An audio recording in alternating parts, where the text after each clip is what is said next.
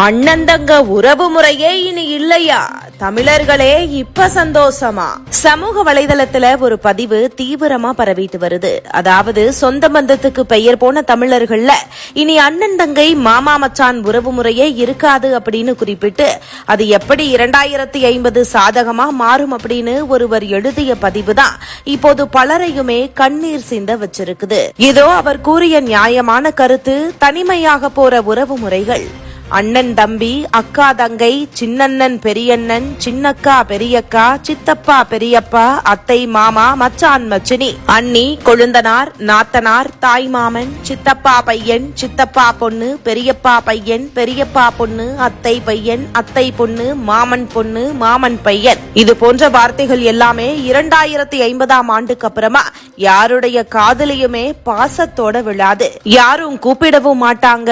அகராதியில இருந்தே கூட கொஞ்சம் கொஞ்சமா அழிந்துரும்.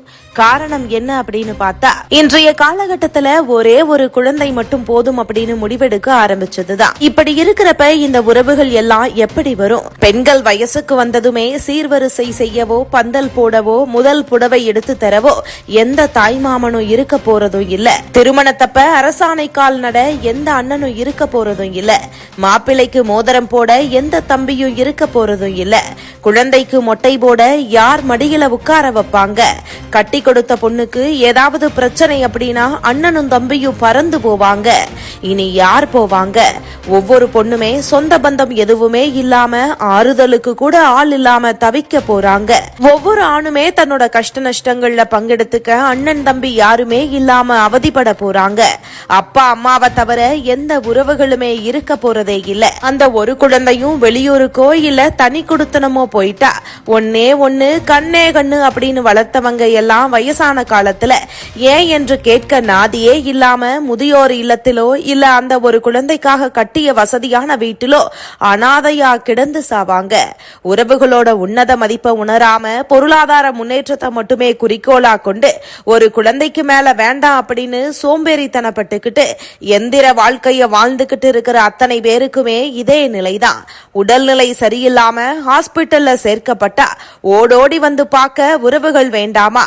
சின்ன சின்ன விஷயத்துக்கு எல்லாம் எனக்கு உனக்கு அப்படின்னு சண்டை போடுற அதே குழந்தைகள் தானே வயசான காலத்திலையும் அப்பா அம்மாவுக்கு ஏதாவது ஒண்ணு அப்படின்னா நான் நீ அப்படின்னு ஓடி வருவாங்க. கணவன், குடும்பம், குழந்தை அப்படின்னு உயிரை விட்ட பெண்கள் கூட பெற்றோருக்கு ஒண்ணு அப்படின்னா அத்தனையும் மறந்துட்டு முதல்ல வந்து நிப்பாங்க. ஒரே ஒரு முறை உங்க கடைசி காலத்தை நினைச்சு பாருங்க. பணம் இல்லாத ஒருவனை அனாத அப்படின்னு யாரும் சொல்றதே இல்ல. ஆனா உறவுகள் இல்லாத ஒருத்தனை எத்தனை கோடி வச்சிருந்தாலுமே அனாதை அப்படிங்கறத மறந்துடக்கூடாது. கார், பங்களா, வசதி வாய்ப்புகளோட ஒன்னே ஒன்னு கண்ணே கண்ணு அப்படிங்கிற பேர்ல உறவுகளற்ற ஒரு அனாதைய வளர்ப்பதற்கும் வயசான காலத்துல நாதியற்று சாவதற்குமா இவ்வளவு பாடுபட்டு ஓடி ஓடி சம்பாதிக்கிறீங்க? ரத்தம் ஏற்றுக்கொள்ற வகையில இருக்கிற உறவு முறையில திருமணம் செஞ்சுக்கோங்க. இல்லைனா இனி நீங்க உலர்ந்து போன உபயோகமற்ற இத்து போன தனி மரம் தான் ஜாக்கிரதை அப்படின்னு குறிப்பிட்டு இருக்கிறாரு. இது பற்றி உங்களோட கருத்து என்ன அப்படிங்கறத இங்க பதிவு செய்யுங்க.